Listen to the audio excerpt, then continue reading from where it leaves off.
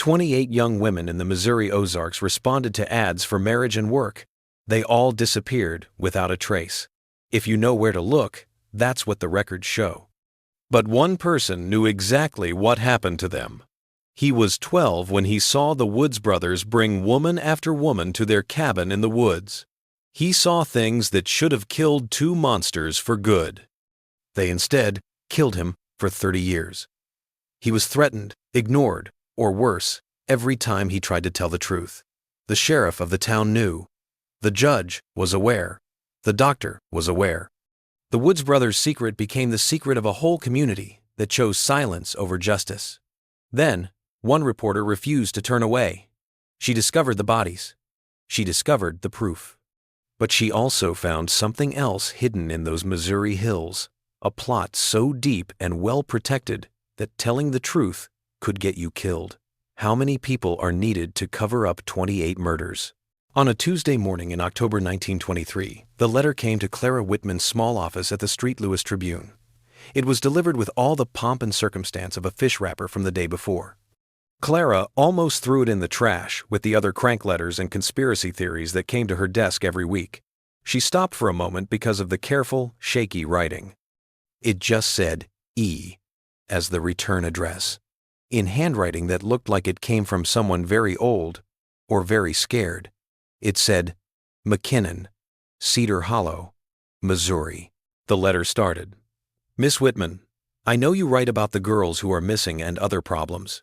The Woods brothers and their cabin in the woods, where no one ever came back from, are what I have to say about all those missing girls from the 1,890 seconds. I saw horrible things. This burden has been on my shoulders for 33 years now. Come find me before I lose my nerve again, if you want to know what really happened in Cedar Hollow. Clara sat down, put her coffee down, and read the letter 2 more times. She had made a name for herself by writing about things that other reporters wouldn't touch, like missing person cases that the police had given up on, corruption that went all the way to the top, and wrongs that polite society would rather forget. Her boss said she was always on the go. Her coworkers said she was obsessed. She liked to think of herself as someone who listened when victims had no one else to talk to. But this felt different. The desperate tone of those carefully chosen words made her think of another letter she had received 5 years earlier about the disappearance of her own sister, Margaret. That case took up 2 years of her life and almost ruined her career. It finally ended when the trail went completely cold in the backwoods of Arkansas. She had never found Margaret. She had never stopped searching. Clara got off the afternoon train 3 days later in Cedar Hollow, a town so small that most maps don't even show it. The October air had a sharp bite, like early winter, and the Ozark hills around it looked like sleeping giants covered in autumn fire. She thought it would be a sleepy farming town. What she found instead was a place that seemed to be watching her with suspicious eyes. When she said Ezra McKinnon's name, the inn's desk clerk looked at her with open hostility. He said, I don't know anybody by that name, and he had been there his whole life. The same answer came from the general store. The same denial at the post office. Ezra McKinnon? The postmaster shook his head in a way that was very confused. I don't remember anyone by that name. Are you sure you got the right town, miss? Clara felt the familiar tingle of recognition. She had seen this kind of planned silence before, usually when people in power wanted to keep something secret. By nightfall, she'd talked to a dozen people in town, and none of them would say they knew Ezra McKinnon. 3 different people told her the same thing, which was even more disturbing. Old Ezra had died of natural causes, weeks or maybe a month ago. There wasn't much family at the funeral. But who sent the letter if Ezra McKinnon was dead? Clara was eating dinner alone at the inn's small restaurant when a shadow fell over her table. When she looked up, she saw a tall, distinguished man with silver hair and icy blue eyes. His expensive suit showed that he was a person of importance in this small town. Miss Whitman, I'm Judge Harrison Woods. I know you've been asking questions about one of our residents who recently died. His voice was smooth and authoritative, like someone who was used to being obeyed. I'm sorry, but there seems to be some confusion. Ezra McKinnon died peacefully in his sleep. People in the country sometimes get their facts wrong about when things happen, but I promise you, he's been buried. That's funny, Clara said, looking him in the eye. I have a letter from just 6 days ago. The ink is still wet." Judge Woods' smile never changed, but there was a change behind his eyes. "I said there was confusion about the timing. People who live in the country aren't always clear about these things. Someone might have found an old letter he wrote but never sent. I'm sorry, but your trip has been a waste of time. A Street Louis newspaper wouldn't be interested in anything here." Clara said, "I'll be the one to decide." The judge said softly, "No, Miss Whitman, I will be." That night, Clara couldn't sleep in her small hotel bed because she could hear strange sounds coming from the Missouri wilderness. There was something very wrong in Cedar Hollow. The way everyone denied it, the judge's implicit threat, and the way people stopped talking when she walked into a room, all pointed to a community that had secrets to keep. But what kind of secrets needed this much protection 30 years later? At about midnight, she heard a soft knock on her window. Clara got out of bed and looked through the thin curtains. She saw a figure standing in the shadows next to the inn. It was an old man who looked like a scarecrow and was waving her over. She saw something she knew in the way he was acting desperate. This was a man who was carrying too much weight and was looking for someone who would finally listen. Clara quickly got dressed and left through the back door. The man took her through a maze of alleys and back roads, moving quickly for someone his age. They walked for almost 20 minutes without saying a word before he finally spoke. "Are you the newspaper lady looking for Ezra McKinnon?" "Yes, I am." "Well, you found him, even though they've been telling everyone I'm dead, which isn't too far from the truth most days." His voice was heavy with years of fear. "Ezra is my name, just like I told you. I've been hiding in these woods for longer than I can remember, scared of my own shadow, and what might happen if I tell what I saw." They stopped in a small clearing where the moonlight shone through the branches. Ezra McKinnon was probably around 65 years old. His cheeks were hollow, and his eyes had seen too much. Clara couldn't tell if he was shaking because he was cold or scared. "I saw the Woods brothers, Jeremiah and Samuel, doing their terrible work when I was only 12 years old. They said they were rich farmers looking for wives and put ads in newspapers from here to Kansas City, promising young women who were willing to move west good homes and honest work. But those girls never came out of that cabin alive." Clara's blood ran cold. "How many?" "I saw 28 of them with my own eyes. Maybe I didn't do more. They had it all figured out. They'd meet the girls at the train station and be very polite and make promises. Bring them to that cabin in the woods where no one can hear them scream. Things that still wake me up in the middle of the night, 30 years later, are things that no child should see." "Why didn't you tell anyone?" Ezra's laugh was as cold as the wind in the winter. "Who do you want to tell?" The Woods brothers bought Sheriff Morrison's grandfather. Harrison's great-grandfather, Judge Woods, knew what was going on, but chose not to do anything about it. Half of the people in town were either scared or being paid to stay quiet. I was threatened every time I tried to speak up. Once beaten, my mom told me that if I didn't learn to keep my mouth shut, something bad might happen to our family. Clara's mind was racing. This wasn't just a crime in the past. It was a conspiracy that had been going on for generations, if even half of what Ezra said was true. What happened to the Woods brothers? Burned to death in their cabin in 1894. Some people think it was an accident. I know better than that. Some of the families found out what happened to their girls and took matters into their own hands one winter night. Ezra's eyes sparkled in the moonlight. But burning down that cabin didn't change the truth. The truth is still out there, buried, waiting for someone brave enough to dig it up. Ezra held Clara's arm with surprising strength as they got ready to leave. "They're going to try to get you out of town, Miss Whitman. I'd guess it's already started. But if you really want to help those poor girls, I have something to show you. I kept this safe all these years, hoping someone would believe me." Clara was about to ask what he meant when they both froze at the sound of footsteps coming through the woods with purpose. Ezra's face turned white with fear. "They followed us," he said in a low voice. "You have to go now. Tomorrow night, meet me at the old graveyard. At midnight, find the tallest oak tree. I'll show you proof that will make them wish they hadn't let me die." He disappeared into the dark like smoke, leaving Clara to find her own way back through woods she didn't know. She couldn't shake the feeling that someone was watching her as she stumbled through the bushes. It looked like every shadow had eyes in it.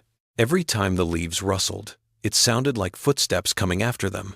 She wasn't wrong about being followed when she finally got to the inn. Sheriff Dale Morrison stood by her door, his badge catching the dim light from the hallway fixture. "Miss Whitman," he said in a friendly way. "Are you out for a late walk?" "Couldn't sleep," Clara said. "Fresh air helps." Funny thing about fresh air, the sheriff said to himself. It sometimes carries voices. For everyone's sake, those voices sometimes tell stories that should stay buried. "I don't know about that, Sheriff." Morrison moved closer, and Clara could smell the whiskey on his breath. "Let me give you some free advice, miss. Cedar Hollow is a quiet place. People here don't like it when outsiders bring up old problems, especially ones that aren't their business in the first place. Truth is the business of everyone, Sheriff." Morrison laughed in a mean way. "Truth is what holds communities together, Miss Whitman. That means sometimes you have to leave things alone. You get me?" Clara looked him in the eye, even though his eyes were bloodshot. "I understand you perfectly, Sheriff." "Good. Then you'll see why it might be best for you to take the train back to Street. Lewis, tomorrow, before you hear any more ghost stories that could make you think bad things about good, God-fearing people." Clara stayed up that night thinking about what to do next. She had come to Cedar Hollow because an old man who was scared wrote her a letter begging for help. Now she was in the middle of something much more complicated and dangerous than she had thought. 30 years of 28 women's deaths, a whole community working together to hide their murders, and somewhere in these dark hills, proof that could finally bring them justice. She thought about her sister Margaret and all the other women whose voices had been silenced by fear and complicity. She would meet Ezra McKinnon at the cemetery tomorrow night. She would look at his proof and then decide how far she was willing to go to speak for the dead. The Missouri Hills kept their secrets outside her window, but Clara Whitman had built her career on getting secrets to talk. Cedar Hollow was about to find out that some truths are too strong to stay hidden forever. Clara spent the morning at the Cedar Hollow County Courthouse, a small brick building that smelled like dust and years of government indifference. At first, the records clerk, a thin woman with shifty eyes, said that a fire had destroyed most of the documents from the 1,890 seconds, but Clara had dealt with clerks who didn't want to help her before. A combination of persistence and carefully placed $20 bills finally opened doors that had been locked for years. The marriage records told a story that the town would rather not remember. From 1,889 to 1,894. Dozens of young women traveled to Cedar Hollow to marry men they had never met. They did this by responding to carefully worded ads in newspapers across Missouri, Kansas, and Arkansas. The ads promised rich farmers looking for devoted wives, covering the cost of getting there, and offering the safety of an established homestead. The records didn't say what happened to these women after they got there. Clara was looking at a pattern that made her stomach turn. The women were poor and often orphans, or had no close relatives to ask questions when letters stopped coming. Emma Patterson, 19, from Lawrence County, was last seen getting on a train to Cedar Hollow in March 1891. Mary Catherine O'Brien, 21, from Springfield, wrote to her sister about her upcoming marriage to a kind farmer named Jeremiah Woods before disappearing completely. Sarah Beth Reynolds, who was only 18 years old, wrote home for the last time and said how excited she was to start her new life in the Missouri Hills. Clara's careful research turned up 28 names, all of women whose trails ended suddenly in Cedar Hollow. The county records said they had moved or relocated to look for work elsewhere, but Clara couldn't find any proof that any of them had ever made it to another place. No marriage licenses beyond the first applications, no property transfers, and no death certificates. They were gone from the official record, as if they had never existed. Clara's big break came when she found out that Reverend Thomas Hartwell still lived in Cedar Hollow. He was almost 80 and hardly ever left his small house behind the Methodist church. Hartwell didn't immediately say he didn't know anything when she asked him about the missing women, unlike the others she'd talked to. Instead, his weathered face was lined with what looked like decades of grief. During those years, my grandfather was the pastor here, he said slowly, settling into his old armchair with the careful movements of someone very old. He kept very detailed records of every person in his church, even more so than the county, to be honest. He thought that God wanted a record of every life, no matter how small. Hartwell's grandfather did keep very detailed records, which he kept in leather-bound ledgers that the old pastor treated like holy books. The entries painted a terrible picture of families torn apart by loss and the lack of care from the government. Hartwell read aloud, "Emma Patterson's mother came here 3 times. His voice was barely above a whisper. She said her daughter had promised to write every week, but she hadn't sent her a postcard in 6 months. The sheriff told her that young women often got busy with their new lives and forgot about their old ones. The records showed that several families had said their daughters were missing after answering the Woods brothers' ads. They had gone to Cedar Hollow looking for answers, but the police told them that the women had just moved on to better things. The Woods brothers were rarely available for questioning because they were always busy with business or dealing with urgent farm matters that kept them from meeting with worried family members. My grandfather tried to raise concerns, Hartwell said, his hands shaking as he turned the yellowed pages. He told Sheriff Morrison, Dale's great-grandfather, that he was worried about all the young women who were going missing. The sheriff told him to stay out of other people's business and focus on spiritual matters instead of earthly ones. Clara felt like pieces of a terrible puzzle were falling into place.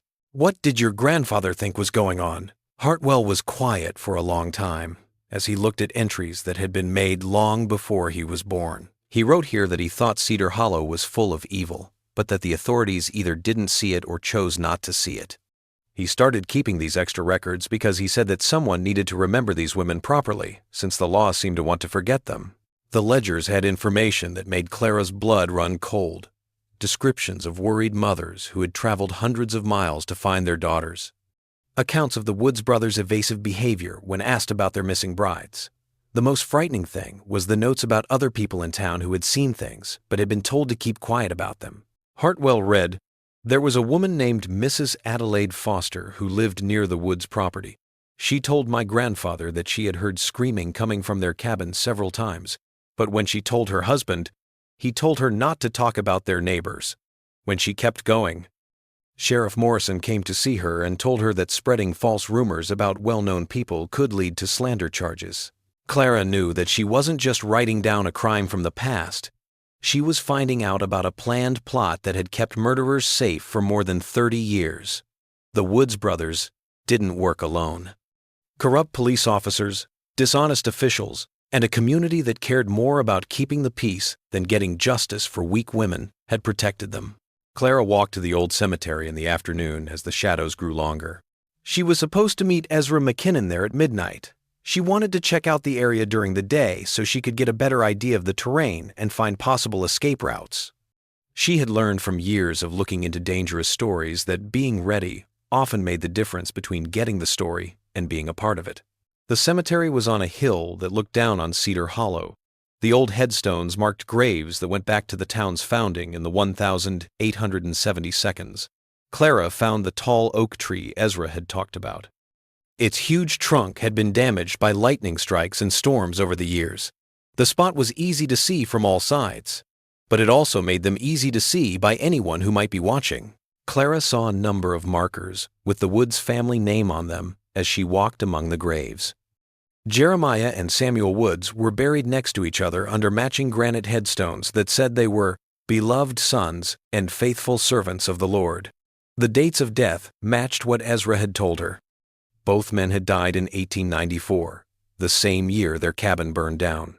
But their graves made it look like they had been buried with full honors, and their crimes seemed to have died with them.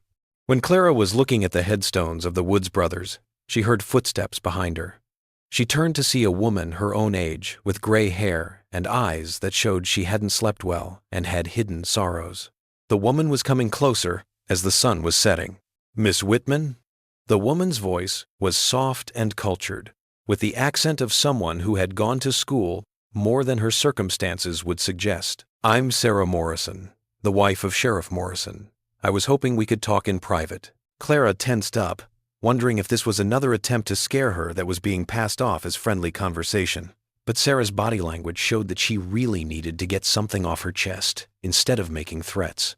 "I know what you're looking into," Sarah said, looking nervously toward town, as if she were afraid they might be overheard. "I know what happened to the missing women, and what really happened in those hills 30 years ago. I also know that my family has been helping to cover it up for generations." The admission was like a real thing between them. Clara waited, knowing that this was the time when a source either fully committed to telling the truth or went into protective silence. Sarah said, "My husband doesn't know I'm here. He thinks the past should stay buried, and that digging up old problems will only hurt people who don't deserve it. But I've known what we've helped hide for my whole adult life, and it's eating me alive from the inside." Sarah Morrison's story came out in bits and pieces, like pieces of a broken mirror showing years of guilt and complicity. Her husband's family had been sheriff for 3 generations. Each time, they passed down not only the badge, but also the awful knowledge of what they had helped hide. Sheriff Morrison had more than just law enforcement duties to do. He also had to keep a conspiracy going that protected his family's reputation and the town's dark secrets. Sarah whispered, "The Woods brothers bought and paid for Dale's great-grandfather. To keep those women's families from getting real answers, he paid people to look the other way and stop investigations. He gave his son the job and the responsibility of keeping those secrets. And when Dale's father gave it to him, he made sure Dale knew that the truth had to stay hidden for the sake of the family's survival." Clara was both excited and scared. Sarah Morrison was a member of the conspiracy who was willing to break ranks, which was something she didn't see very often. But she also showed how systemic corruption hurts people. A woman who was ruined by keeping secrets that weren't hers to keep. "There's something else you need to know," Sarah said, her voice getting very quiet. "About where the bodies are buried, about evidence that is still there, and about why everyone in this town is so scared of the truth coming out." The sound of a car coming up the road stopped her from going on. As headlights crossed the cemetery, Sarah's face turned white with fear. She said, "I have to go, in a hurry. But come to my house tomorrow at 2 o'clock when Dale is on patrol. I'll tell you everything I know, and I'll give you something that will make this whole thing a lot bigger." She vanished into the growing darkness, leaving Clara alone among the graves with more questions than answers. Clara could hear the engine of the car getting louder. She knew she was about to find out if her midnight meeting with Ezra McKinnon would give her the proof she needed, or if the people who were protecting Cedar Hollow's secrets were ready to kill anyone who got too close to the truth. Clara pressed herself against the huge oak tree as the headlights got closer. Her heart raced as she got ready to find out how far the conspiracy would go to protect itself. The car that made Sarah Morrison run away was actually a late traveler taking the back road around the cemetery. But Clara's nerves stayed on edge as midnight drew near. She stood behind the thick trunk of the oak tree, where every shadow could hide Ezra McKinnon or someone much more dangerous. The old man finally appeared out of the dark, and he moved with the quiet skill of someone who had been avoiding being seen for 30 years. Ezra whispered, "I thought they might have scared you away." His breath was visible in the cold October air. "Seen Morrison's patrol car go around this area twice tonight. They know something is going on. They just don't know what it is yet." He didn't say anything else as he took Clara away from the cemetery and into the thick woods that surrounded Cedar Hollow. They walked for almost an hour through land that was so rough and strange that Clara quickly lost her sense of direction. Ezra walked through the dark with complete confidence, following paths that were more in his head than in real life. He stopped every so often to listen for sounds of pursuit that never came. "Where are we going?" Clara finally asked when they stopped next to a creek that was hidden in the dark. Ezra said, "This is the place I've been keeping safe for 33 years. There is a cave system in these hills that most people don't know about. It has been my safe place when the nightmares got too bad and I needed a place to remember those poor girls well." Clara would have walked right past the cave entrance without seeing it because it was so well hidden. Ezra found a kerosene lantern in the dark and lit it with steady hands that didn't shake like they had before. Clara stood in a natural cathedral carved from limestone, its walls weeping moisture that had taken centuries to make amazing stone formations. The warm light pushed back the shadows. But it wasn't the cave's natural beauty that made Clara gasp. Ezra had kept something there. There were dozens of personal items along the walls, carefully arranged on stone ledges and wooden shelves. They told the story of 28 people who had disappeared. For example, there was a silver locket with a daguerreotype of an old couple, a wedding dress that had turned yellow with age but still had traces of hope and dreams, letters tied with ribbon that promised love and new beginnings that would never happen, and a pair of delicate shoes that would never dance again. Ezra carefully wrote a name and date on each item, making a shrine to women that the world had been told to forget. Ezra said, "I've been collecting these for 30 years," and his voice sounded strange in the cave. "I brought everything I found that the Woods brothers missed, that told the story of who these women really were here. It seemed like someone should remember them as people, and not just names on a list." Clara moved through the collection with more and more horror and awe. This was more than just proof. It was a sign of human dignity, that a man the world thought was crazy had kept it. Each carefully preserved item told the story of a personal tragedy, of lives cut short and families torn apart by the indifference of institutions. "How did you get all of this?" Clara asked, touching a music box that played a few haunting notes when she opened it. Ezra said, "It took me years to get the courage to look for that burned cabin site, but I knew there were still things there, buried under all that ash and broken wood." The Woods brothers kept trophies, things they took from the girls to remember them by. Not everything in that cabin burned down. When Ezra took Clara deeper into the cave system, it became clear how big his discovery really was. He had kept the most damning evidence of all in a smaller room, where it was safe from moisture thanks to the careful arrangement of oil, cloth, and wooden boxes. "Samuel Wood's own diary," Ezra said. "I found this in a metal box, buried under what used to be their floor." He held the leather-bound book with the respect it deserved as a holy text. Samuel Woods wrote down everything, like names, dates, and methods. It sounded like he was proud of what they'd done and wanted to make sure that history knew how smart they'd been. Clara opened the journal with shaking hands. The light from her lantern showed page after page of methodical horror, all written in a neat, educated hand. Samuel Woods wrote down each murder with the same cold, precise detail that a bookkeeper would use to record business transactions. The dates matched perfectly with the disappearances Clara had found in county records. The descriptions were cold, clinical, and completely damning. Emma Patterson came on the 3:15 train as planned. Clara read, her voice shaking. Younger and prettier than her picture made her look. "I got the cabin ready while Jeremiah made the first move. The process was over by evening. Jeremiah took her locket for his collection, but the rest of her things were thrown away in the usual way." The same pattern showed up on page after page. The Woods brothers had made murder a business by luring desperate women to their remote cabin with promises they had no intention of keeping. They had worked on their system for 5 years and were getting more and more sure that they could kill without getting in trouble. But the journal showed something even more disturbing than the murders. How big the community conspiracy that protected them was. Samuel Woods had written down every bribe he paid, every official he bought, and every witness he silenced. Sheriff Morrison's great-grandfather got regular payments for changing the course of investigations. County Clerk Henderson changed official records to make it look like the women had chosen to leave. People even paid the local doctor not to ask questions about strange things going on in the hills. As Clara read more of the journal, she realized that it wasn't just corruption. It was a whole system made to make these women vanish without a trace. Ezra nodded sadly. "That's what I've been trying to tell people for 30 years. It wasn't just 2 crazy brothers who were killing women. A whole town thought that the lives of poor women weren't worth protecting if it meant upsetting their comfortable lives."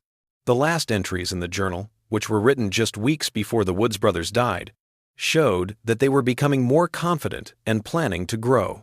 They had been talking about getting more men to join their group, which would have made a network of predators across the Missouri Ozarks. The cabin fire that killed them didn't just stop their killing spree. It also stopped what could have become a regional business based on the systematic killing of weak women.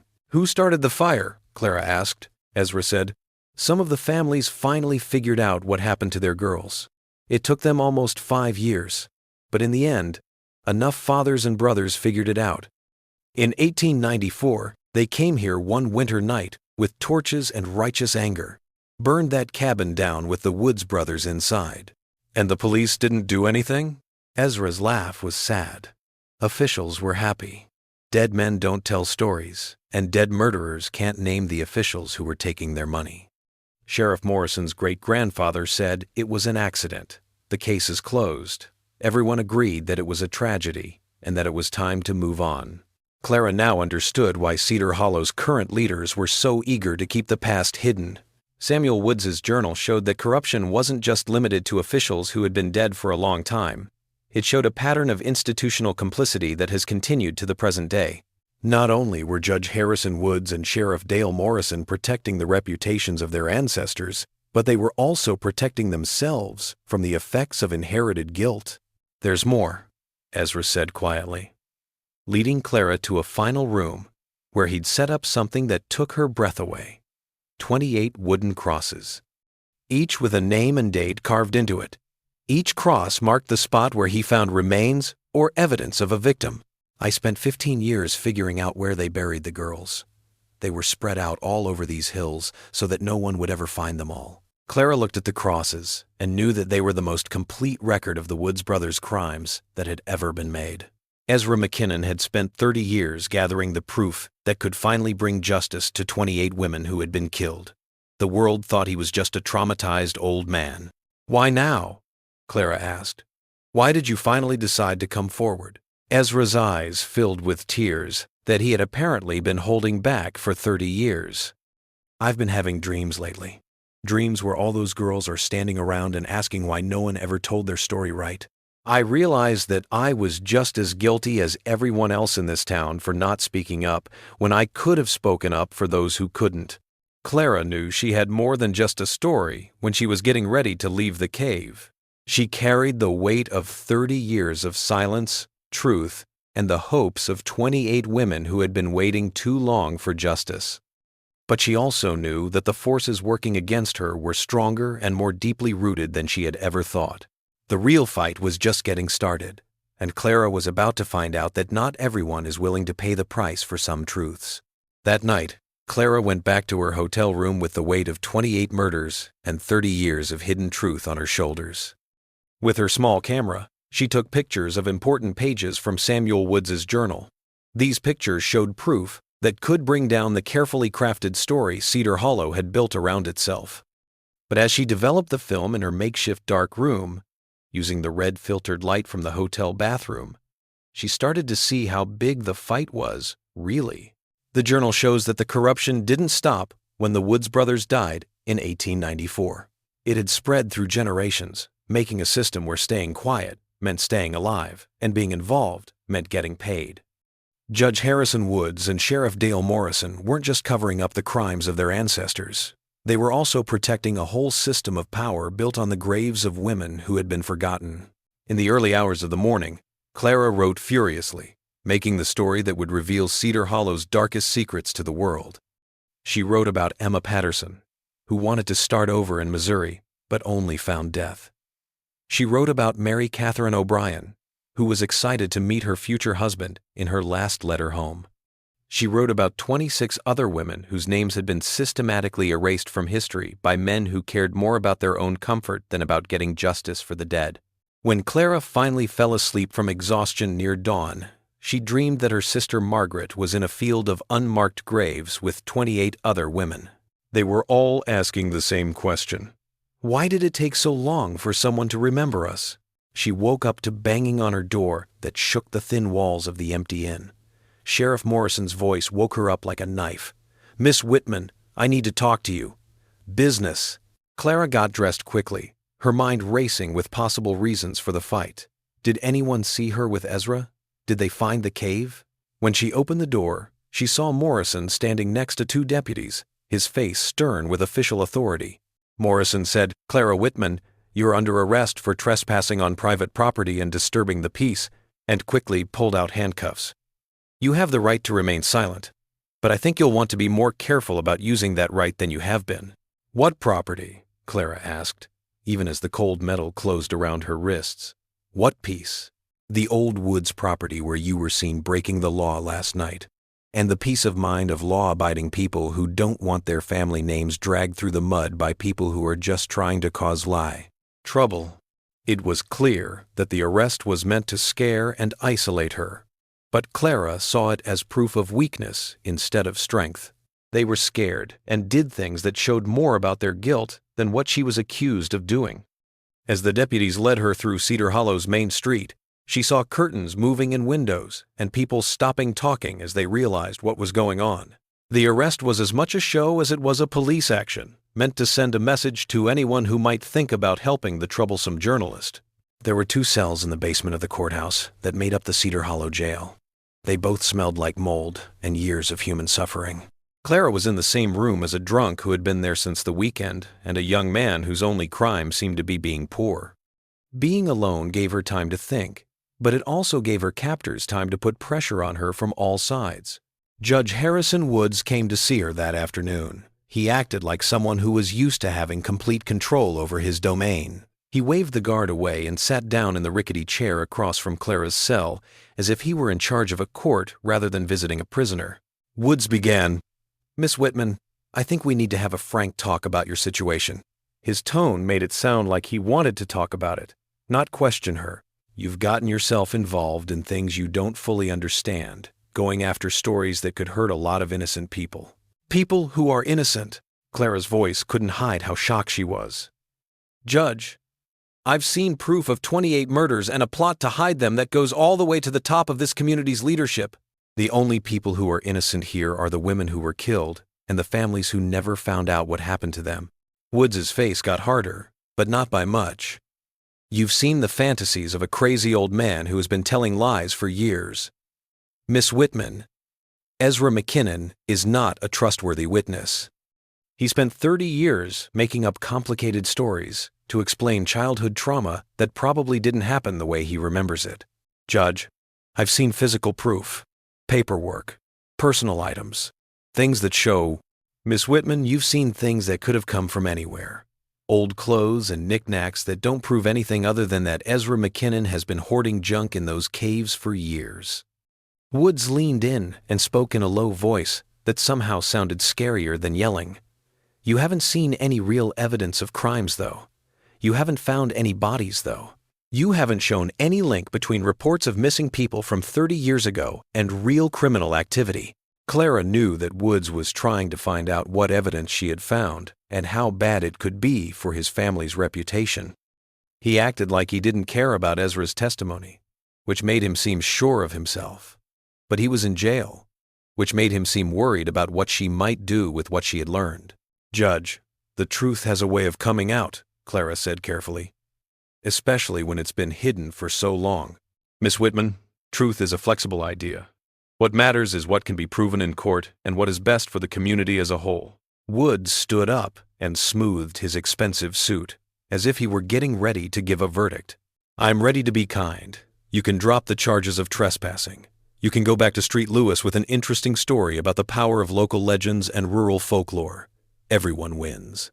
"What if I say no?" Woods's smile never changed, but there was something cold behind his eyes. "Then you'll find out that justice in a small town can be very different from what you expect in a big city. Disrupting the peace, getting in the way of official investigations, and bothering local residents. When a community thinks someone is a threat to public safety, the charges can add up quickly." That night, while Clara was in her cell thinking about the judge's threats, someone she didn't expect came to see her. Sarah Morrison walked down the basement hallway, moving quietly and carefully like someone who wasn't supposed to be there. The guard was clearly not there, and Sarah's face showed that she was under a lot of stress from doing something she wasn't used to. "I don't have long," Sarah whispered as she got closer to Clara's cell, clearly scared. "Dale thinks I'm at my sister's house, but she'll cover for me if anyone asks. I had to come see you to tell you something that Judge Woods and my husband don't know."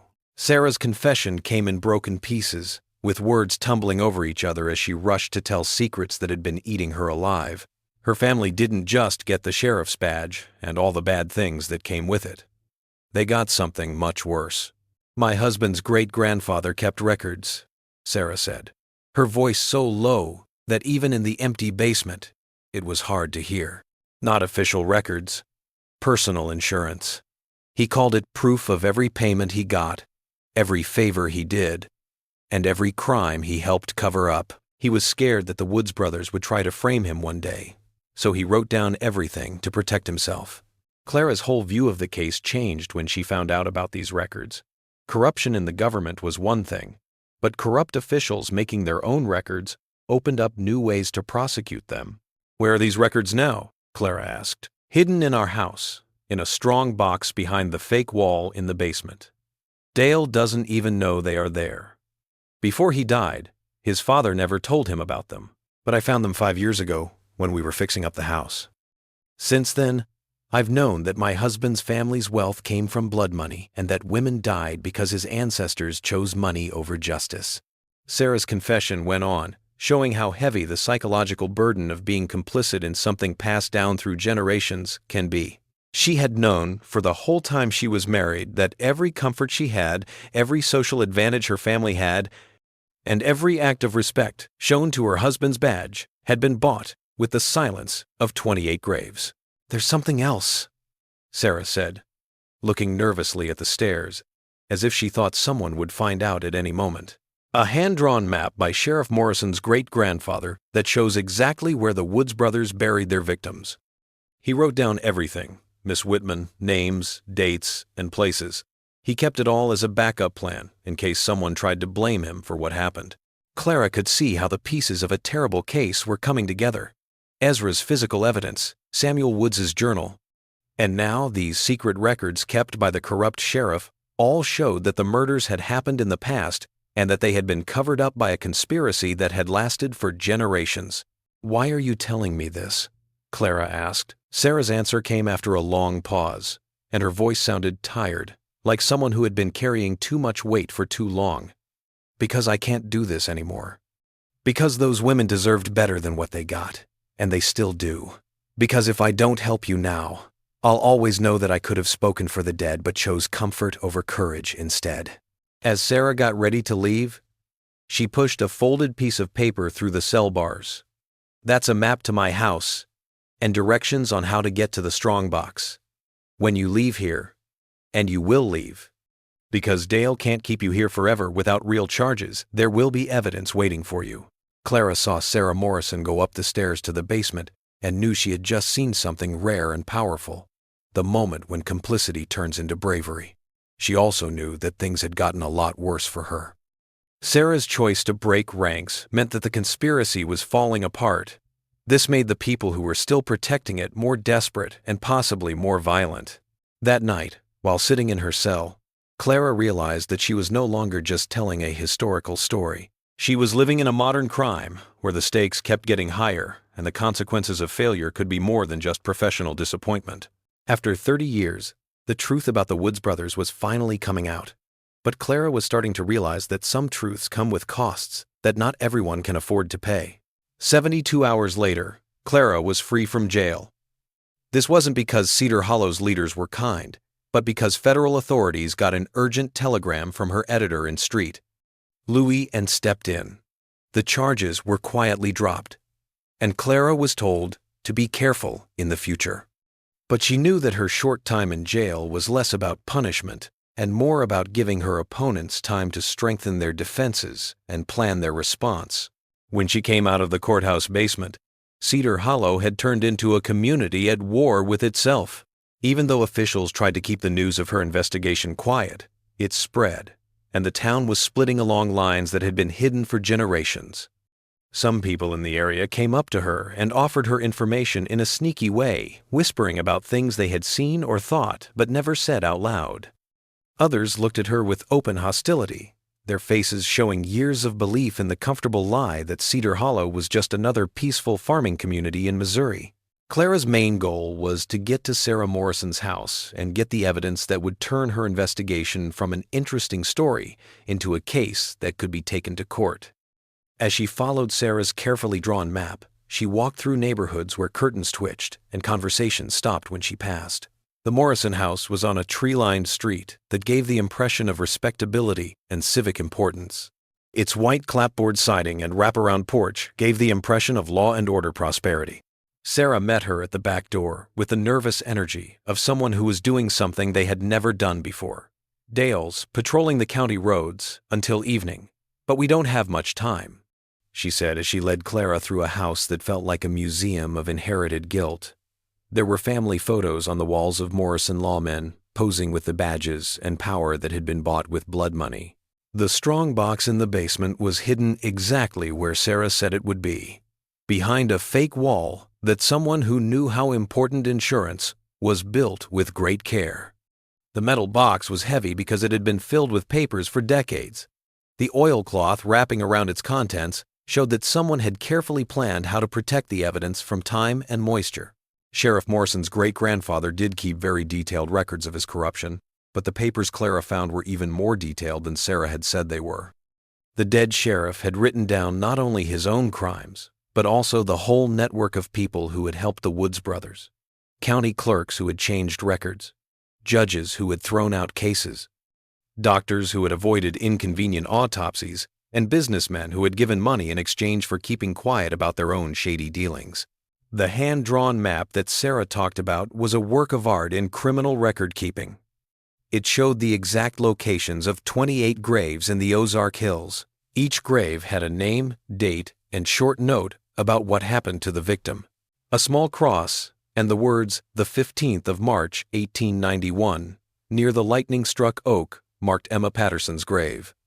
Mary Catherine O'Brien's grave was marked with the words, "April 2nd, 1891, beneath the twin boulders overlooking Cedar Creek."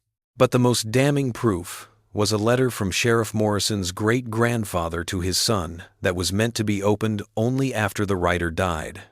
The letter told the whole story of how the Morrison family got involved with the Woods brothers, starting with how a young sheriff's first compromise led to decades of deeper corruption and inherited guilt. The letter said, "I took their first payment because I thought it was easy money to ignore some small wrongdoing.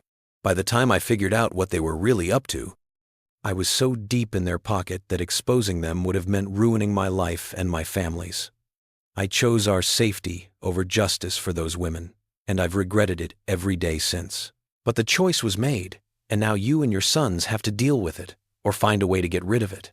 Clara took pictures of every document as she learned more about how corruption in institutions spreads from one generation to the next. Every successor got more than just power and position. They also got the horrible knowledge that their success was built on crimes that had been kept quiet. Judge Woods and Sheriff Morrison's generation wasn't made up of evil geniuses. They were just stuck in a system that needed them to be part of it to stay alive. While Clara looked over the evidence, Sarah sat nearby with a look on her face that showed how hard it was for her to see the truth about her life falling apart. "I used to wonder why Dale drank so much," she said softly. "Why he would wake up screaming sometimes. Why he couldn't read reports about missing people without feeling sick. I thought it was the stress of being a cop. Now I see that it was the weight of knowing what his badge really meant." Clara's understanding of the case became even more morally complicated when she learned that Sheriff Morrison was both a victim and a perpetrator of the system he worked for. The Woods brothers and the first corrupt officials were the real bad guys, but they were long dead.